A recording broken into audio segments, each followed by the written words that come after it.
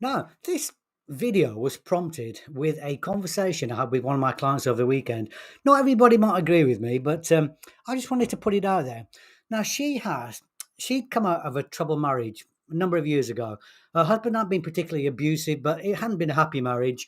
And he was abusive actually. He wasn't abusive physically, but he did a kind of abuse her mentally. He belittled her achievements and things like that. So quite rightly, she carries anger inside her, like anybody would have been that kind of relationship. I mean, I used to, I was married 25 years and my marriage just ended. If you're following my posts, you can see my marriage ended really cruelly. And if anybody should hold a grudge against somebody, I should be held against my ex-wife, but I don't.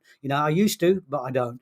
Now, what prompted this was she now runs a successful business. And she said to me, I've just written my husband a letter just to let him know how well I'm doing. I said, oh, I said, is that a good idea? I said, what have you actually written? And she wrote me the letter. And basically, in a nutshell, it just said, I just wanted you to know I'm now running a successful business, earning X amount of money. I'm now living in a 5-bedroom house in a leafy glade. I hope you're happy in your 1-bedroom flat. And I said to her, I get where you're coming from. I honestly get where you're coming from.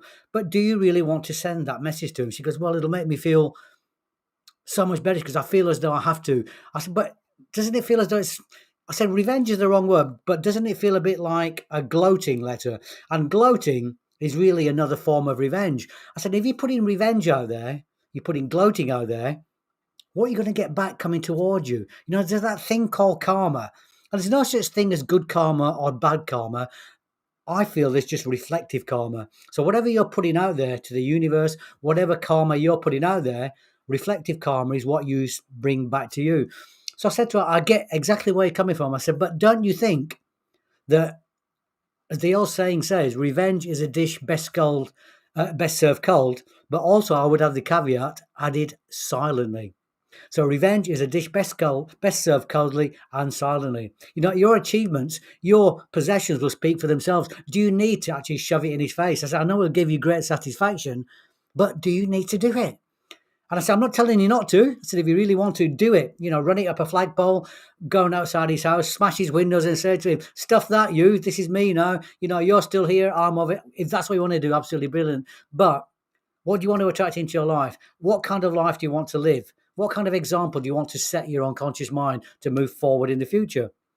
And she had to think about it, and she's not going to do it. And I didn't want to talk her out of it. I just wanted to make her aware of actions have consequences, no matter what those intentions are. But the intention behind it wasn't really, I'm doing well. It was, I'm doing well, stuff you kind of thing. And I don't think that's the right message to send out, You might agree or you might disagree with me. I don't know. But that is my viewpoint, because sometimes I just feel it's better to let things go. And like I said earlier, if you've been following my posts and my life story, I have got so many people. The Ides of March had nothing on me. When Caesar got stabbed in the front, I got stabbed in the front, in the back, in my feet, in my eyes. It was just dreadful. I got betrayed by everybody I knew, loved, and trusted. And for a couple of years, I held so much anger, probably so much hatred as well. I think hatred is a strong word, but there's a couple of people I particularly hated. And you can see my eyes cloud over a bit now. However, I came to terms with that and I let it go. And I don't try to exact any revenge. I don't try to think I can get my own back. I let my actions, words, and deeds speak for themselves. And I put it out to the universe that I love to empower people. Empowering people, doing good things with people, giving my time energizes me. It empowers me. It empowers the universe. It empowers the power that feeds me, the greater good, God, the universe, Buddha, Allah, whatever you want to call it. I know that by empowering others, it empowers me. And the more empowered I feel, the more power goes out to the universe, the more power, the more energy that comes back to me. So my take on this is, if you're holding any kind of grudges, any kind of thoughts of revenge, or any kinds of feelings of anger, just let them go.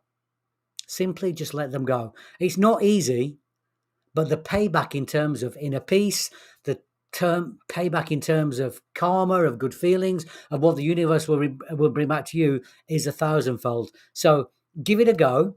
If you've got to be at trouble on letting things go, PM me, shoot me a message, and I'll be happy to give you a few techniques now to make that work. In the meantime, have a great Monday, and I'll speak to you soon.